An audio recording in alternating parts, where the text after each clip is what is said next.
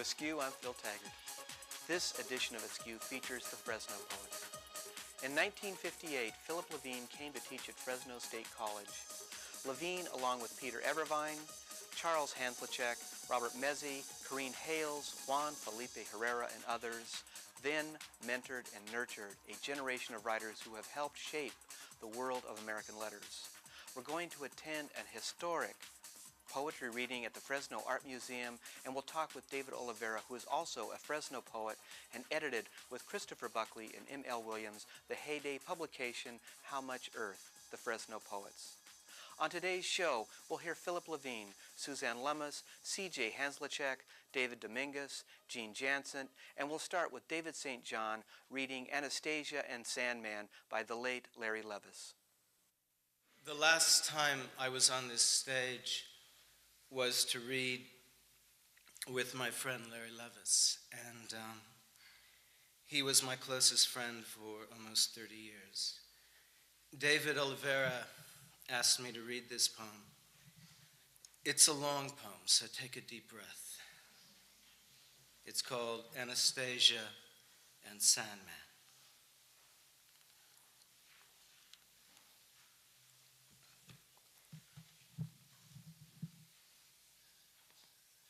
The brow of a horse, in that moment when the horse is drinking water so deeply from a trough, it seems to inhale the water, is holy.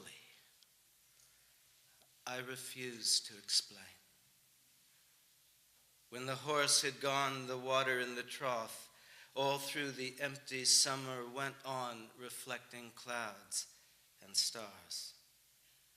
The horse cropping grass in a field, and the fly buzzing around its eyes are more real than the mist in one corner of the field, or the angel hidden in the mist, for that matter.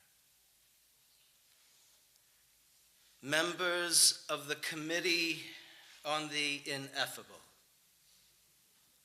let me illustrate this with a story and ask you all to rest your heads on the table, cushioned if you wish in your hands, and if you want, comforted by a small carton of milk to drink from, as you once did long ago, when there was only a curriculum of beach grass, when the University of Flies was only a distant humming. In Romania, after the war, Stalin confiscated the horses that had been used to work the fields. You won't need horses now, Stalin said, cupping his hand to his ear. Can't you hear the tractors coming in the distance? I hear them already.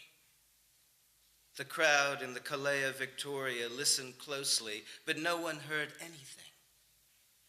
In the distance, there was only the faint glow of a few clouds, and the horses were led into boxcars and emerged as the dimly remembered meals of flesh that fed the starving Poles during that famine, and part of the next one, in which even words grew thin and transparent, like the pale wings of ants that flew out of the oldest houses, and slowly, what had been real in words began to be replaced by what was not real, by the not exactly real. Well, not exactly, but became the preferred administrative phrasing, so that the man standing with his hat in his hands would not guess that the phrasing of a few words had already swept the earth from beneath his feet. That horse I had, he was more real than any angel. The housefly, when I had a house, was real too, is what the man thought. Yet it wasn't more than a few months before the man began to wonder, talking to himself out loud before the others, was the horse real? Was the house real? An angel flew in and out of the high window in the factory where the man worked, his hands numb with cold. He hated the window and the light entering the window, and he hated the angel, because the angel could not be carved into meat or dumped into the ossuary and become part of the landfill at the edge of town. It therefore could not acquire a soul, and resembled in significance nothing more than a light summer dress when the body has gone. The man survived because after a while he shut up about it. Stalin had a deep understanding of the kulaks, their sense of marginalization and belief in the land. That is why he killed them all. Members of the Committee on Solitude, consider our own impoverishment and the progress of that famine, in which now it is becoming impossible to feel anything when we contemplate the burial alive in a 2-hour period of hundreds of people who were not cliches, who did not know they would be the illegible blank of the past that lives in each of us, even in some guy watering his lawn on a summer night. Consider the death of Stalin and the slow, uninterrupted evolution of the horse, a species no one, not even Stalin, could extinguish, almost as if what could not be altered were something noble in the look of its face, something incapable of treachery. Then imagine in your planning proposals the exact moment in the future when an angel might alight and crawl like a fly into the ear of a horse, and then eventually into the brain of a horse. And imagine further that the angel in the brain of this horse is, for the horse cropping grass in the field, largely irrelevant. A mist in the corner of the field, something that disappears, the horse thinks, when weight is passed through it, something that will not even carry the weight of its own father on its back, the horse decides, and so demonstrates this by swishing at a fly with its tail, by continuing to graze as the dusk comes on, and almost until it is night. Old contrivers, daydreamers, walking chemistry sets, exhausted chimney sweeps of the spaces between words where the Holy Ghost tastes just like the dust it is made of. Let's tear up our lecture notes and throw them out the window. Let's do it right now, before wisdom descends upon us like a spider web over a burned out theater marquee, because what's the use? I keep going to meetings where no one's there and contributing to the discussion. And besides, behind the angel hissing in its mist is a gate that leads only into another field, another outcropping of stones and withered grass, where a horse named Sandman and a horse named Anastasia used to stand at the fence and watch the traffic pass, where there were outdoor concerts once in summer under the missing and innumerable stars. When I got to Fresno State, there was a class I needed an English class. There was a class called poetry writing, And it was taught by Philip Levine, although I didn't know who he was. No one that was there to tell me. And he wasn't famous then, except in the English circles. He had had only one book that had come out several years before from a small press. He was a great teacher. It's hard to explain why he was such a great teacher, but I knew after that experience that this was the best teacher I'd ever had. I learned so much about poetry, about how to appreciate poetry, how to tell if something was good from something that wasn't good. And he did this with lots of humor. I mean, every class was an entertainment. I also was in a class that included Larry Levis. It was his last class with Levine at Fresno State. And other people, Bruce Boston, Greg Pape was there, Omar Salinas came in and out of class. And these people were already wonderful poets. The things I was writing were silly and easy to criticize. How Levine would teach is that we would turn in poems to him each week, take it to his office, and his secretary would type them up and mimeograph them. You know, that's how we did things in the 1967.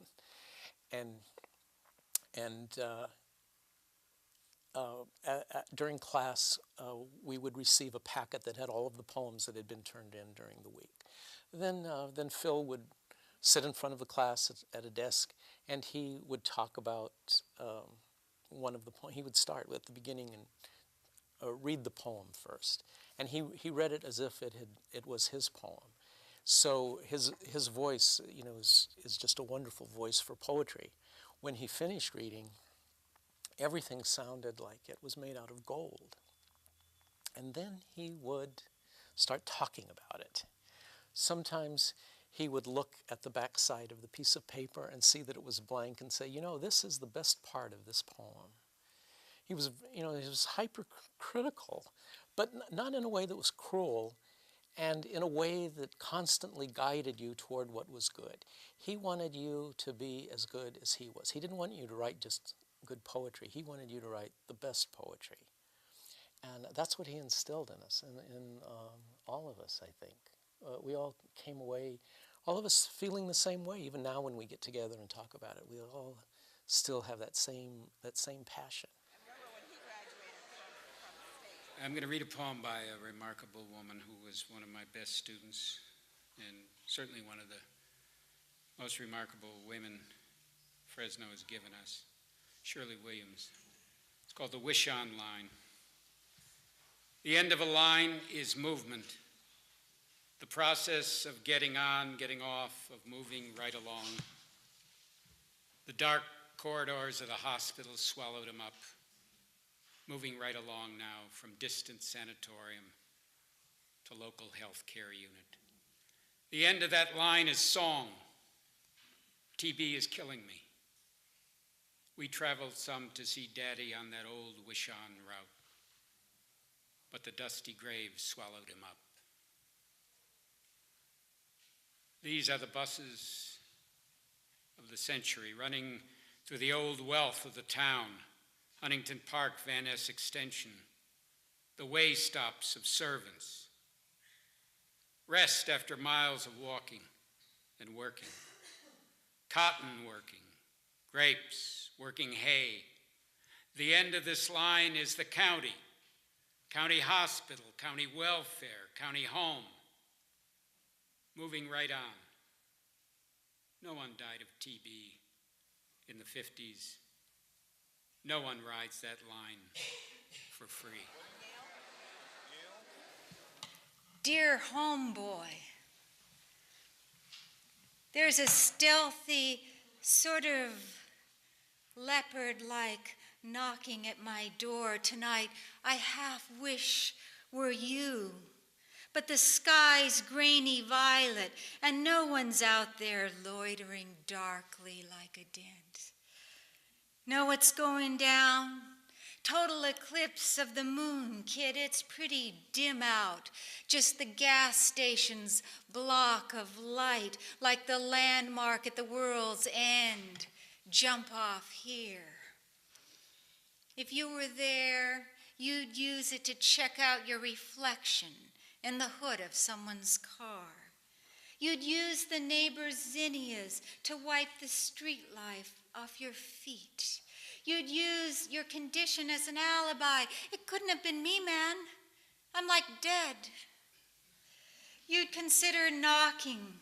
Take on that shrewd look you always got to hide a mind just half made up, one hand idly questioning the spot around your ribs where blood streaked out onto the asphalt and turned black, looked black in the liquor store blur and bulb of ambulance. Look up, a tablet dissolving in blue mist or mauve. The moon's half gone. I know the feeling. Sure. And you're gone more. Well, there had been two Fresno anthologies in the past, one in 1970 called Down at the Santa Fe Depot. And it was a remarkable anthology. It was just a confluence of wonderful circumstances. David Kurdian and Jimmy Beloyan were the editors. David Kurdian was a publisher. He had his own press. And Jimmy Beloyan knew all of the poets at Fresno State. And so they got together and created this anthology. It turned out later that, half of the people in the anthology went on to national reputations. So it was just, circumstance and good luck. Then the next anthology came out in 1987, called Piecework. And it included the next generation. Levine was included again, Charles Hanzlicek was included again. But basically it was another generation of poets. And many of these poets also went on to big reputations. David St. John and Gene Janzen, Dixie Salazar, John Weinberg. Just amazing that there would be so much poetry coming from the Valley. Well, so a number of years had passed, and there was now a new generation, and plus the old books had been long out of print. And I wanted to have a new anthology. One selfish reason was I wanted to be in it. I asked my friend Marty Williams, who was a graduate of Fresno and from the much later generation than me, if he would help me, and he said he would. And then we asked Chris Buckley, another friend, and he agreed to help. And the three of us made a wonderful team. We really worked as a team and pulled it together. After I graduated from the University of California at Irvine with a degree in comparative literature, I came back home and worked in a sausage factory. We spent a lot of time sitting on the curb and staring at the 99, saying to ourselves, I'd rather be there, going someplace else, until the factories rose up around us and we couldn't see the freeway any longer. Highway 99. One evening, for a fresh carton of Marcoli German sausage and for a silver thermos filled with bitter black coffee, the crane operator agreed to lift Guillermo high above the cracked asphalt of 6th Street, high above Roding Park, high above the water towers, high above even Marcoli sausage. Guillermo shed his bloody apron, his cotton smock, his hairnet, dropped his green hard hat on the concrete slab, and stepped onto a small plywood platform he and the operator rigged, gave a solid 2 thumbs up, and grabbed the thick cable of the crane. The crane operator pulled down carefully 2 tight green knob levers, and I watched Guillermo lift off the ground and sway in the breeze. When I was 6 years old, I once climbed the Magnolia because on Christopher Columbus Day, the teacher said, "The world is round." A confident declaration that found no home in my logic, for even from the tall Magnolia, the world looked flat as my hand. I scoured the city, longed for the earth's arc, and after the dark tide of the dark night rose and then fell, I continued the search because the stars guided wise men home. But while under the spell of the August evening, I discovered not the world's edge, nor the terror of a thinly branched treetop bending side to side like the masthead of a pilgrim ship. From the top of the Magnolia, high as telephone poles along Sherman Street, amid the city yearning for land, I spotted the dark walls of Foodland Market, Red Heart Pharmacy, and Beverly's Fabric Shop. The places I hated most, I then knew, loomed only 2 blocks from my bedroom window.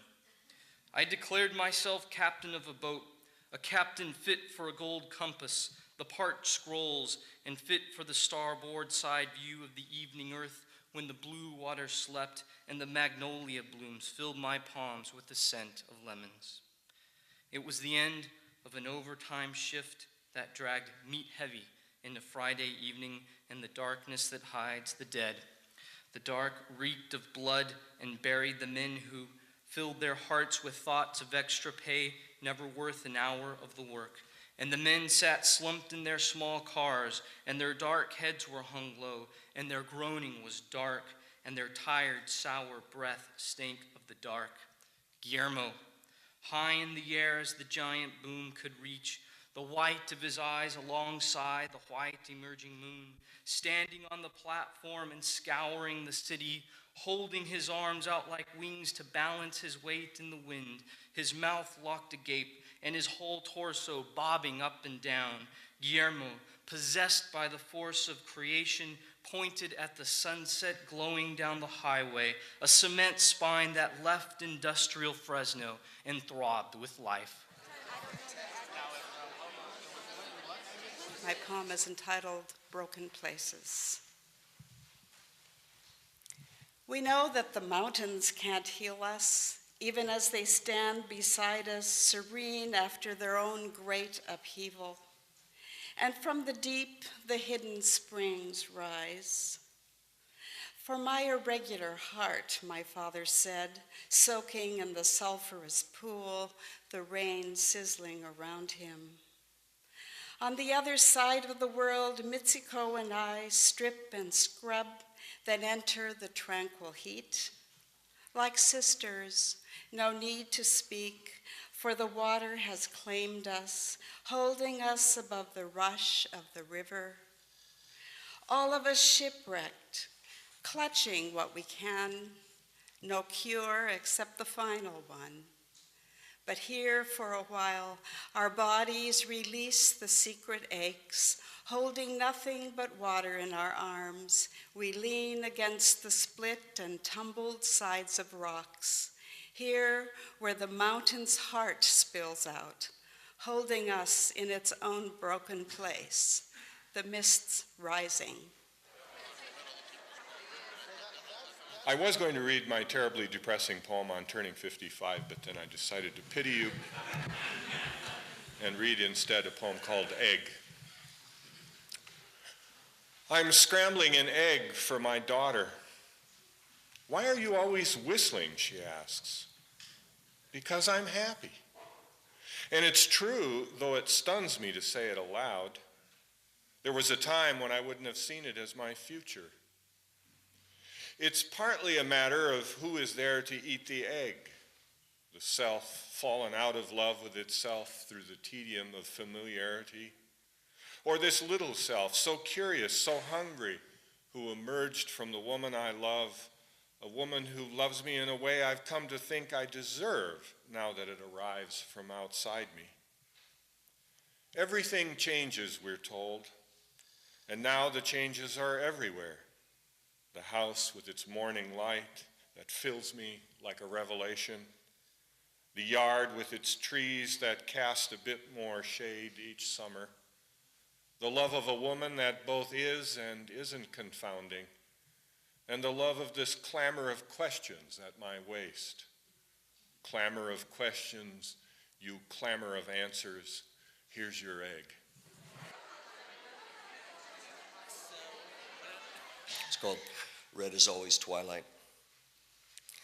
Sitting again hours at a stretch while my brother squints, jabbing at the canvas where my face begins to sprout in shades of persimmon and milk. I'd like to know how I first awakened in his mind before the lines arrive to arrange themselves. The sliding door is open, and outside, sun flecks a pair of wooden chairs slathered in whitewash. This afternoon, I listened absently to the faint plosives of rain opening on the rooftop, his brush scratching dry muslin, as he explained his theory of color. Myself, I think red is always twilight, embers that crumble, winter coming on in black silhouettes. Or I will look at yellow and still sometimes see Stefan's hair, bright, reedy clumps that came away in his mother's hand when she'd pet him, 13, brain mushrooming tumors the size of thumbs, pushing his eyes, finally blind. I remembered he'd fight sleep unless the drapes were open and his box of sky there. Boys, we three talked of lights in his forehead then as glass tubes of an old radio that pulsed and crackled faintly until they sipped a whole darkness. After that, my brother never had a friend, and I have felt a certain swift and painful shyness overcome me when I love another creature. I suppose blue is just the hard mothering of atmosphere and light, falling into every day without question. It's out there now, behind the peak of the house, behind my brother's head, swirling with the clatter of pigeons, circling there in the coming dusk, the one fat palm that fronts the property. I'd want the true plum green shimmer of their smooth Victorian bellies somewhere in the work I'd do if what I made were pictures. I'd paint a white star in the corner of my brother's eye, a tiny spot that pulls the full spectrum in and gives it back, the furious silent desire that's in all things before they calm and pass. Hoped you enjoyed a look and listen to the Fresno Poets, and it might be a good time to pick up the Fresno Poet Anthology, How Much Earth. See you next time on Askew.